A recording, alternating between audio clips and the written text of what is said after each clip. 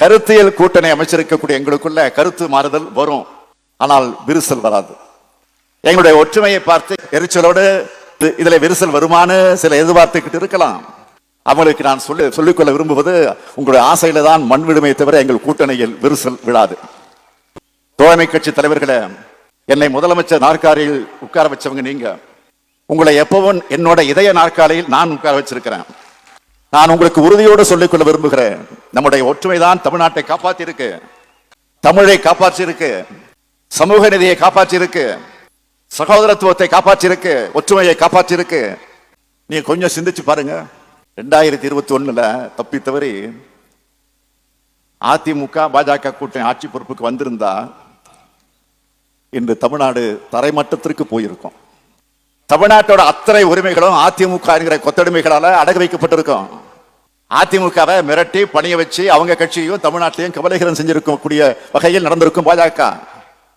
இந்த கொடிய சக்திகள் இருந்து தமிழ்நாட்டை மீட்க கூட்டணி, நம்ம மதச்சார்பற்ற முற்போக்கு கூட்டணி. இன்றைக்கு இந்தியாவுக்கு வழிகாட்டுகிற கூட்டணியும் நம்ம கூட்டணி தான். தமிழ்நாட்டை மற்ற மாநில மக்கள் எல்லாம் வியந்து பார்க்கிற வகையில திராவிட மாடல் ஆட்சியை சிறப்பா நடத்திக்கிட்டு வரோம். இத ஒன்றிய அரசு பாஜகவால் தாங்கிக் கொள்ள முடியல. நம்ம மாநிலத்துக்கான எந்த நன்மையும் செய்யறது கிடையாது. இப்படி தொடர்ந்து வஞ்சிக்கிறாங்க. கல்வியால தான் இவங்க முன்னிலையில் இருக்காங்கன்னு தெரிஞ்சுக்கிட்டு அந்த கல்வியை சீர்குலைக்க தேசிய கல்விக் கொள்கையை திணிச்சா இவங்க கீழே போயிடுவாங்கன்னு நினைச்சாங்க. அத நாம ஏத்துக்கல.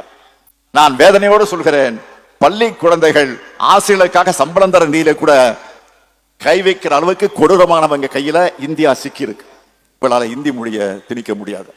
மிரட்டுனா அஞ்சு நடுங்கி கூழக்கு மொழி போடுறதுக்கு அதிமுக நினைச்சீங்களா? இது திமுக. மிரட்டுனா அடங்கி போறவங்க இல்ல, அடக்க நினைக்கிறவங்கள அடங்கி போக வைக்கிறவங்க நாங்க. தமிழ்நாட்டுக்காகவும் தமிழ் மொழிக்காகவும் எப்பேற்பட்ட அடக்குமுறையும் எதிர்க்கிற துணிச்சல் கொண்டவங்க நாங்க. இங்க இருக்கிற நாங்கள் தமிழர்கள், சுயமரியாதையோடு இருக்கக்கூடிய திராவிடர்கள். 75வது பவள விழா கொண்டாடின திராவிட முன்னேற்ற கழகத்தின் தலைவரா பணியாற்றி வர்றதுதான் எனக்கு கிடைச்ச மிகப்பெரிய பெருமை. கோடான கோடி உடன்பிறப்புகள், தமிழ்நாட்டு மக்கள் இங்க வாழ்த்தின, என்னை வாழ்த்தின தலைவர்கள், உங்களால் தான் நான் முதலமைச்சராக வைக்கப்பட்டிருக்கிறேன். திராவிட முன்னேற்ற கழகத்தினுடைய தலைமை பொறுப்பாக இருந்தாலும், தமிழ்நாட்டினுடைய முதலமைச்சர் பொறுப்பாக இருந்தாலும், ரெண்டுமே பேரறிஞர் அண்ணா இருந்த இடம். நம்முடைய தமிழக தலைவர் கலைஞர் அவர்கள் அமர்ந்த இடம். அந்த இடத்துல இந்த சாதாரண சாமானிய ஸ்டாலினையும் உட்கார வச்சு கழகத்தோட கோடான கோடி உடன்பிறப்புகள் தான் என்பது எனக்கு நன்றாக தெரியும். உங்களுடைய இல்லத்துக்கும் உள்ளத்துக்கும் என்னுடைய மனமார்ந்த நன்றியையும் வணக்கத்தையும் நான் தெரிவித்துக் கொள்ள விரும்புகிறேன். நான் ஏற்கனவே சொல்லி இருக்கிறேன், பல முறை சொல்லி இருக்கிறேன், நான் நினைச்சு பார்க்காத இடம், நான் நினைச்சு பார்க்காத உயரம், இந்த இடத்துக்கு என்ன அழைச்சிட்டு வந்தவங்க உடன்பிறப்புகளான நீங்க தான். கோபாலபுரம் நான் பிறந்த இடமாக இருந்தாலும் தமிழ்நாடு முழுக்கத்தான் என்னை வளர்த்துச்சு. ஏன்னா 60 ஆண்டு காலமா தமிழ்நாட்டில் கிழக்கு மேற்கு வடக்கு தெற்கு கிராமம் நகரம் குறுக்கு நெடுக்கு வெயில் மழை இரவு பகல் பசி தூக்கம் பார்க்காம ஓடி ஆடி உழைச்சு கருப்பு சிவப்பு கொடியை ஏற்றினதுனால்தான் கோட்டைகளை கொடியேற்றக்கூடிய வாய்ப்பு எனக்கு கிடைச்சது. ஓயாம உழைச்ச தலைவர் கலைஞருடைய வழித்தடத்துல நானும் ஓயாம உழைக்கிறேன். தலைவரான பிறகும் உழைக்கிறேன், முதல்வரான பிறகும் உழைக்கிறேன். அண்ணாவோட தம்பிக்கு, கலைஞருடைய உடன்பிறப்புக்கு ஓய்வும் இல்லை, சாய்வும் இல்லைங்கிறத எண்ணத்தோட நான் உழைக்கிறேன். அதனால இது போன்ற பிறந்தநாள் விழாக்கள் நெடுஞ்சாலை பயணத்தில் வரக்கூடிய ஸ்பீட் பிரேக் போல ஒரு நிமிட ஓய்வு, அவ்வளவுதான். இந்த இனிய விழாவை நான் மகிழ்த்தக்கக்கூடிய வகையில் ஏற்பாடு செஞ்சிருக்கக்கூடிய நம்முடைய மாரத்தான் அமைச்சர், சென்னை தெற்கு மாவட்டத்தினுடைய செயலாளர் மாண்புமிகு அமைச்சர் மா சுப்பிரமணியம் அவர்களுக்கும், அவருக்கு துணை நின்று பணியாற்றி இருக்கக்கூடிய நம்முடைய தெற்கு மாவட்ட கழகத்துடைய நிர்வாகிகள், செயல் வீரர்கள், கழக தோழர்கள் அத்தனை பேருக்கும் என்னுடைய வாழ்த்துக்கள், நன்றிகள். இந்த நிகழ்ச்சியில எனக்கு என்ன மகிழ்ச்சினா, இது பிறந்த நாள் வாழ்த்துக்காக மட்டும் இல்லாம நம்ம தோழமை கட்சி தலைவர்கள் எல்லோரும் ஒரே மேடையில இணைஞ்சு நம்முடைய மூத்த அமைச்சரும் கழக பொதுச் செயலாளருமான அருமை அண்ணன் துரைமுருகன் தலைமையில் தமிழ்நாட்டுக்கான உரிமை குரலை எழுப்ப வாய்ப்பு அமைஞ்சிருக்கிறது. அதுதான் என்னுடைய மகிழ்ச்சிக்கு காரணம். மாண்புமிகு ஐயா ஆசிரியர் அவர்களும், அருமை சகோதரர் செல்வ பெருந்தகை அவர்களும், ஆறுகிற அண்ணன் வைகோ அவர்களும், நம்முடைய மதிப்பிற்குரிய தோழர்கள் சண்முகம் அவர்களும், முத்தரசன் அவர்களும், என்னுடைய பாசமிகு சகோதரர் திருமாவளவன் அவர்களும், பேராசிரியர் ஐயா காதர்மதீன் அவர்களும், பேராசிரியர் ஜபர்கலா அவர்களும், அதே போல சகோதரர்கள் ஈஸ்வரன் அவர்களும், வேல்முருகன் அவர்களும், அருணாச்சலம் அவர்களும், பேராசிரியர் சுபவி அவர்களும், பொன்குமார் அவர்களும், ஸ்ரீதர் வாண்டியார் அவர்களும், எர்ணாவூர் நாராயணன் அவர்களும், முருகவேல் ராஜன் அவர்களும், கருணாசும், அதிகமானும், அம்மாசியும், தமிமுன் அன்சாரியும், திருப்பூர் அல்தாவும், வசீகரனும் இந்த மேடைய உரிமை களமா, வெற்றி களமா, அடித்தளமா அமைஞ்சிருக்கு. பிறந்த நாள் விழா மேடை போல இல்ல, வெற்றி விழா மேடை போல இருக்குது. ஆமா, இது வெற்றி விழா மேடை தான். 2019 இருந்து கொள்கை கூட்டணி அமைச்சு வெற்றி பெற்று வரும் நாம 2026 அடைய போகக்கூடிய வெற்றிக்கு தொடக்க விழா மேடை இது.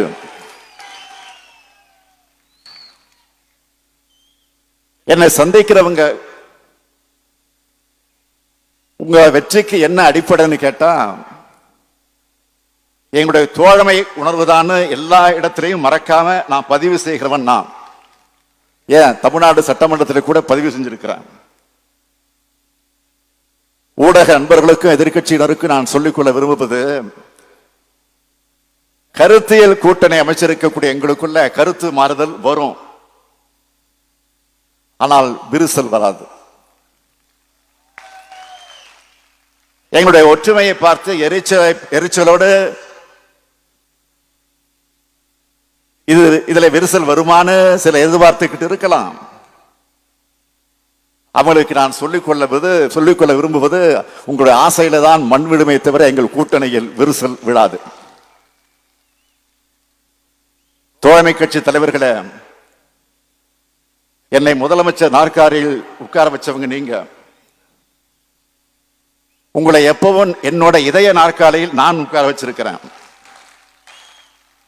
நான் உங்களுக்கு உறுதியோடு சொல்லிக்கொள்ள விரும்புகிறேன், நம்முடைய ஒற்றுமைதான் தமிழ்நாட்டை காப்பாற்றி இருக்கு, தமிழை காப்பாற்றி இருக்கு, சமூக நிதியை காப்பாற்றி இருக்கு, சகோதரத்துவத்தை காப்பாற்றி இருக்கு, ஒற்றுமையை காப்பாற்றி இருக்கு, ஏன் ஒட்டுமொத்த இந்தியாவையே காப்பாற்றி இருக்கு. நீங்க கொஞ்சம் சிந்திச்சு பாருங்க. 2021 தப்பி தவறி அதிமுக பாஜக கூட்டணி ஆட்சி பொறுப்புக்கு வந்திருந்தா இன்று தமிழ்நாடு தரைமட்டத்திற்கு போயிருக்கும். தமிழ்நாட்டோட அத்தனை உரிமைகளும் அதிமுக என்கிற கொத்தடிமைகளால அடகு வைக்கப்பட்டிருக்கும். அதிமுகவை மிரட்டி பணிய வச்சு அவங்க கட்சியையும் தமிழ்நாட்டிலையும் கவலைகரம் செஞ்சிருக்கும் கூடிய வகையில் நடந்திருக்கும் பாஜக. இந்த கொடிய சக்திகள்ட்ட இருந்து தமிழ்நாட்டை மீட்க கூட்டணி, நம்ம மதச்சார்பற்ற முற்போக்கு கூட்டணி. இன்றைக்கு இந்தியாவுக்கு வழிகாட்டுகிற கூட்டணியும் நம்ம கூட்டணி தான். தமிழ்நாட்டை மற்ற மாநில மக்கள் எல்லாம் வியந்து பார்க்கிற வகையில திராவிட மாடல் ஆட்சியை சிறப்பா நடத்திக்கிட்டு வரோம். இத ஒன்றிய அரசு பாஜகவால் தாங்கிக் கொள்ள முடியல. நம்ம மாநிலத்துக்கான எந்த நன்மையும் செய்யறது கிடையாது. அப்ப என்ன செய்யறாங்க, என்ன திட்டமிடுறாங்க, எப்படியெல்லாம் தமிழ்நாட்டை வஞ்சிக்கலாம்னு பார்த்து பார்த்து செய்யறாங்க. நீட் தேர்வை திணிச்சாங்க. புயல் வெள்ளம் பேரிட்டு வந்தா நிதி கொடுக்கறது இல்ல. இப்படி தொடர்ந்து வஞ்சிக்கிறாங்க. இப்ப சமீபமா தமிழ்நாடு எதனால முன்னணி இருக்குன்னு பார்த்தவங்க கல்வியால தான் இவங்க முன்னிலையில் இருக்காங்கன்னு தெரிஞ்சுக்கிட்டு அந்த கல்வியை சீர்குலைக்க தேசிய கல்விக் கொள்கையை திணிச்சா இவங்க கீழே போயிடுவாங்கன்னு நினைச்சாங்க. அத நாம ஏத்துக்கல. அதனால உடனே நிதி தரமாட்டோம் அப்படின்னு சொல்றாங்க. நான் வேதனையோடு சொல்கிறேன், பள்ளி குழந்தைகள் ஆசிரியர்களுக்காக சம்பளம் தர நிதியில கூட கை வைக்கிற அளவுக்கு கொடூரமானவங்க கையில இந்தியா சிக்கி இருக்கு. ஒன்றிய அமைச்சர் தர்மேந்திர பிரதான் என்ன சொல்கிறார், தேசிய கல்விக் கொள்கையை தமிழ்நாடு ஏத்துக்கிட்டாதான் நிதி விடுவிக்கப்படும், மும்மொழி கொள்கை ஏத்துக்கலன்னா நிதி ஒதுக்க சட்டத்தில் இடம் இல்லைன்னு மிரட்டுகிறார். நான் கேட்கிறேன், எந்த சட்டத்தில் இப்படி இருக்கு? மும்மொழி கொள்கையை அனைத்து மாநிலங்களும் ஏத்துக்கணும்னு இந்திய அரசியலமைப்பு சட்டத்தில் இடம் இருக்கா? இந்திய நாடாளுமன்றத்தில் நிறைவேற்றப்பட்ட சட்டமா அது? உங்களால ஒரு நீட் தேர்வைய குற்றச்சாட்டுகளுக்கு இடமளிக்காத வகையில் நடத்த தெரியல. நீங்க தமிழ்நாட்டுக்கு அட்வைஸ் பண்றீங்களா? பேரு தான் தர்மேந்திர பிரதான், ஆனா தர்மமே உங்ககிட்ட இல்லையே.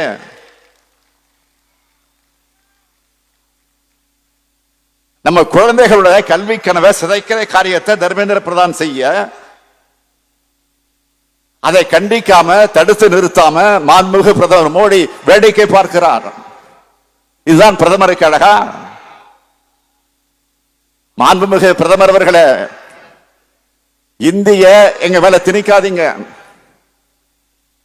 எங்களுக்கு தாய்மொழியான தமிழும் உலகத்தோட தொடர்பு கொள்ள ஆங்கிலமும் போதும். தேவைப்பட்டா இந்தி என்ன கிரேக்கம் லத்தீன் மொழிகளை கூட அறிவியல் தொழில்நுட்பம் மூலமாக கத்துக்க போறோம். இன்றைக்கு தமிழ்நாடு இப்படி வளர்ந்திருக்க காரணம் நாம தேர்ந்தெடுத்த இருமொழி கொள்கை பாதை. இந்த செய்திகள் எல்லாம் எடுத்து சொல்லி நான் முரசொலியில ஒரு கட்டுரை எழுதினேன். அதை நான் ட்வீட் போட்டா எனக்கு பதில்கள் எல்லாம் எப்படி வருது? வட மாநிலத்தை சார்ந்த பலரும் நம்மோட நியாயத்தை புரிஞ்சு அதுக்காக நமக்கு ஆதரவு அடிப்படையில் அந்த கருத்தை போட்டிருக்கிறாங்க, ஆதரவோடு பேசுறாங்க. பிரீத்தி என்பவருடைய ட்வீட் என்ன தெரியுமா? தமிழ்நாடு முதலமைச்சர் சொல்றது சரிதான், இந்தி மொழியால என்னுடைய மைத்திரி மொழி காணாம போயிட்டு இருக்கு அப்படின்னு எழுதியிருக்கிறார். அவைன் என்பவர் என்னோட தாய்மொழி மகதி. நான் ஸ்டாலினோட கருத்துக்களோட ஒத்து போறேன். எங்களுடைய இளைய தலைமுறையால மகதி மொழியை பேசவோ புரிஞ்சிக்கவோ முடியல, இந்தி திணிப்பை தடுங்கன்னு எழுதியிருக்கிறார். இப்படி ஏராளமான பேர் இந்தி மொழியை திணிப்பால தங்களுடைய தாய்மொழிகள் எப்படி பாதிக்கப்பட்டிருக்குன்னு எழுதியிருக்காங்க. இப்படி எல்லாத்துக்கும் முன்னோடியாகவும் எல்லாருக்கும் வழிகாட்டியாகவும் இருக்கிறது தான் நம்முடைய தமிழ்நாடு. எங்களை என்ன மிரட்டினாலும் உங்களால இந்தி மொழியை திணிக்க முடியாது. மிரட்டினா அஞ்சு நடுங்கி கூழக்கு மொழி போடுறதுக்கு அதிமுக நினைச்சீங்களா? இது திமுக. மிரட்டுனா அடங்கி போறவங்க இல்ல, அடக்க நினைக்கிறவங்கள அடங்கி போக வைக்கிறவங்க நாங்க.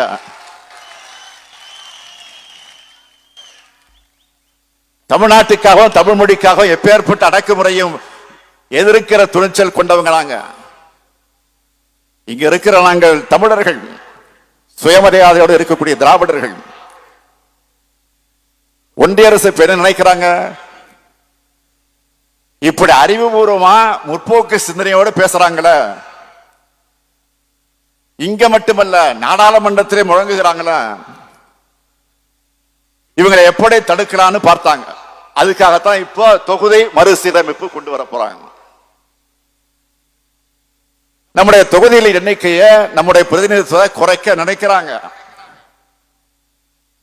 அதனாலதான் நான் முன்கூட்டியே இந்த பிரச்சனையை நாம எழுப்ப முடிவெடுத்து அதை இப்போ கையில் எடுத்து இருக்கிறோம். ஏற்கனவே பிரதமர் மோடி புதிய நாடாளுமன்றத்தை கட்டடத்தை திறந்து வச்சப்போ என்ன சொன்னாரு? எதிர்காலத்தில் எம்பிக்களோட எண்ணிக்கை அதிகமாக போகுதுன்னு பேசினார். ஒன்றிய உள்துறை அமைச்சர் என்ன சொன்னாரு? மகளிர் இடஒதுக்கீடு மசோதா கொண்டு வந்தப்போ 2024 தேர்தலுக்கு பிறகு தொகுதி மறுவரை இருக்கும்னு சொன்னாரு. நாம இப்ப கேள்வி எழுப்பின பிறகு இப்ப என்ன சொல்றாங்க? 19 தமிழ்நாட்டுக்கு தொகுதிகள் குறையாதுன்னு சொல்றாங்க. மற்ற மாநிலங்களுக்கு அதிகரிப்பாங்களா? இல்லை, அதிகரிப்பாங்களா இல்லையா தெரியாது. நாங்க கேட்கிற கேள்வி, நாட்டோட வளர்ச்சிக்காக மக்கள் தொகை கட்டுப்படுத்தின மாநிலங்கள் ஏன் பாதிக்கப்படணும்? மற்ற மாநிலங்களுக்கு மக்கள் தொகை அடிப்படையில் அதிகரிக்காதுன்னு ஏன் சொல்ல மாட்டேங்கிறீங்க? முன்னாள் பிரதமர் நேரு அவர்களும் திரு வாஜ்பாய் அவர்களும் உறுதி கொடுத்த மாதிரி பிரதமர் மோடி அவர்கள் ஏன் உறுதி கொடுக்க மாட்டேங்கிறார்? மாண்புமிகு பிரதமர் அவர்களே, எங்களுக்கு எழுத்துப்பூர்வமா உறுதி கொடுங்க. இப்ப இருக்கிற மக்கள் தொகை அடிப்படையில் தொகுதி மறுசீரமைப்பு மேற்கொள்ளப்படாது. 1971 மக்கள் தொகை அடிப்படையில் தமிழ்நாட்டுக்குரிய பிரதிநிதித்துவம் கிடைக்கும். தமிழ்நாட்டுக்கு எந்த பாதிப்பும் ஏற்படாதுன்னு உறுதி கொடுங்க. இன்னைக்கு தமிழ்நாடு எழுப்பியிருக்கக்கூடிய இந்த உரிமை குரலை தெலுங்கானா, கர்நாடகா எதிரொலிச்சிட்டு இருக்காங்க. அவங்களுக்கு என்னுடைய நன்றி. மற்ற மாநிலங்களும் நியாயத்துக்காக உரிமைக்காக குரல் கொடுக்கணும்னு நான் கேட்டுக்கிறேன். இந்த கூட்டத்தின் வாயிலாக இன்னைக்கு நாம விழிப்போடு இருந்து நம்மளோட உரிமைகளை பாதுகாக்கலன்னா எதிர்காலத்துல இனி ஒருபோதும் தமிழர்களுடைய கையில அதிகாரம் வராது. தமிழர்களுடைய சொல்லுக்கு மரியாதையே இருக்காது. அதனாலதான் காலையில நான் வீடியோவில் வெளியிட்ட ஒரு செய்தியை பார்த்திருப்பீங்க. வீடியோவாக வெளியிட்ட செய்தியை, உடன்பிறப்புகள் எல்லாம் இந்த செய்தியை எல்லாருக்கும் எடுத்துக்கிட்டு போகணும்னு கேட்டிருக்கிறேன். இங்க கூட்டணி கட்சியினர் எல்லாரும் வந்திருக்கீங்க. நீங்க இது சம்பந்தமா தொடர்ந்து கூட்டம் போட்டு பேசி இது பற்றிய விழிப்புணர்வை கடைகோடை மனிதருக்கு கொண்டு சேர்க்கணும். மார்ச் 5 அனைத்து கட்சி கூட்டத்திற்கு நான் அழைப்பு விடுத்திருக்கிறேன். அதுல கட்சி பாகுபாடு இல்லாம எல்லாரும் கலந்துக்கணும். பிரதான எதிர்கட்சி அதிமுக கலந்து கொள்ளும் என்ற செய்தி வந்திருக்கு, மகிழ்ச்சி. சில கலந்துக்க மாட்டோம்னு சொல்லி இருக்கிறாங்க. நான் அவங்களுக்கு சொல்லிக்கொள்ள விரும்புவது, இன்னைக்கு பாஜகவை மகிழ்விக்க நீங்க பண்ற அரசியல் சூழல்ல தமிழ்நாட்டுக்கு தீங்குதான் ஏற்படும். பாஜகவை நம்பி போனவங்க அவங்களுடைய தேவை தீர்ந்த உடனே மற்ற மாநிலங்கள் என்ன ஆனாங்களோ நீங்களே சிந்திச்சு பாருங்க. அது மட்டுமல்ல, தமிழ்நாட்டில் இருக்கிற பாஜகவினருக்கு சேர்த்து நான் சொல்லிக்கொள்ள விரும்புவது, இந்த விவகாரத்துல தமிழ்நாட்டுக்கு துணையா நில்லுங்க. தயவு செஞ்சு உண்ட வீட்டுக்கு ரெண்டகம் பண்ணாதீங்க. நாம எல்லாரும் ஓரணியில் இருக்கோம்னு மற்ற மாநிலங்களுக்கு காட்டணும். அது மூலமா தான் வர இருக்கக்கூடிய ஆபத்தை தடுத்து நிறுத்த நம்முடைய உரிமையை வென்றெடுக்க முடியும். வென்றெடுத்தால் தான் எதிர்காலத்தை பாதுகாக்க முடியும். நம்முடைய குழந்தைகளுடைய எதிர்காலத்துக்கு நாம் இதை செஞ்சாகணும். இதில் தவறு விட்டோம்னா நமக்கான அடையாளமே இல்லாமல் போயிடும். எனவே நான் மீண்டும் கேட்டுக்கிறேன், நாம் எல்லோரும் ஒற்றுமையா ஒரே அணையிலே இருப்போம். தமிழ்நாட்டு உரிமைகளை பாதுகாப்போம். தமிழ்நாடு போராடும், தமிழ்நாடு வெல்லும். நன்றி, வணக்கம்.